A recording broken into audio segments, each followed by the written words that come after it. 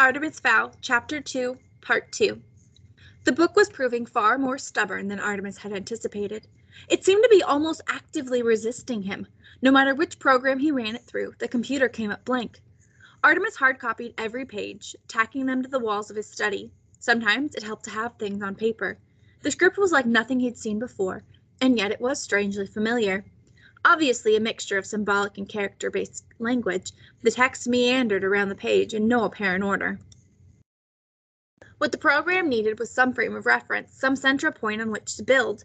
He separated all the characters and ran comparisons with English, Chinese, Greek, Arabic, and with Cyrillic text. Even with Ogham, nothing. Moody with frustration, Artemis sent Juliet scurrying when she interrupted with sandwiches and moved on to symbols. The most frequently recurring pictogram was a small male figure. Male, he presumed, though with a limited knowledge of the female and fairy anatomy, he supposed it could be female. A thought struck him. Artemis opened the ancient language files on his power translator and selected Egyptian. At last, a hit. The male symbol was remarkably similar to the Anubis god representation on Tutankhamun's inner chamber hieroglyphics. This was consistent with his other findings. The first written human stories were about fairies, suggesting that their civilization predated man's own. It would seem that the Egyptians had simply adapted an existing scripture to suit their needs. There were other resemblances, but the characters were just dissimilar enough to slip through the computer's net.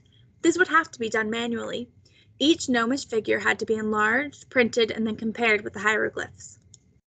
Artemis felt the excitement of success thumping inside his ribcage.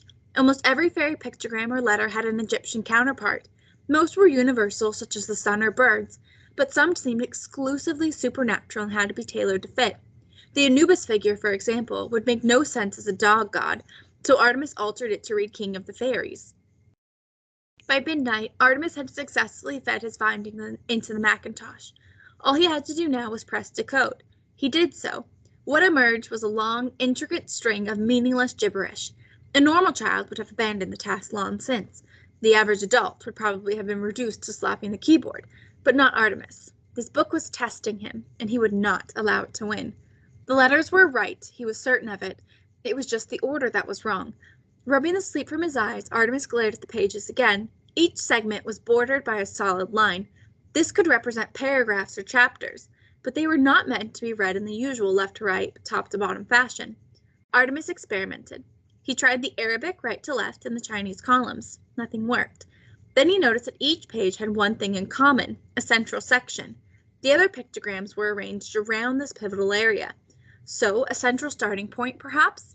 But where to go from there?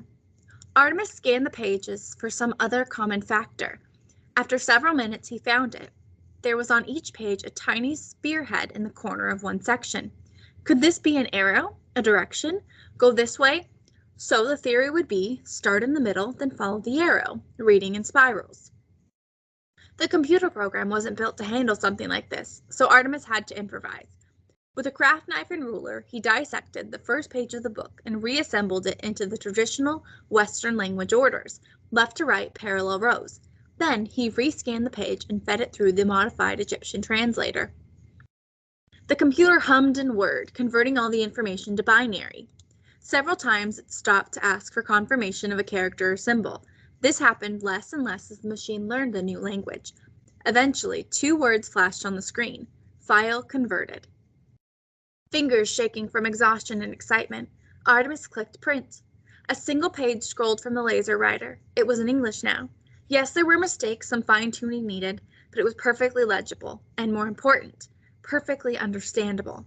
Fully aware that he was probably the first human in several thousand years to decode the magical words, Artemis switched on his desk light and began to read. The Book of the People, being instructions to our magics and life rules. Carry me always, carry me well.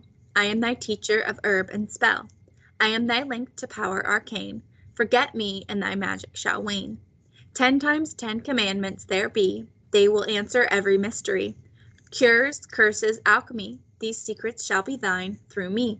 But fairy, remember this above all. I am not for those in mud that crawl. And forever doomed shall be the one who betrays my secrets one by one.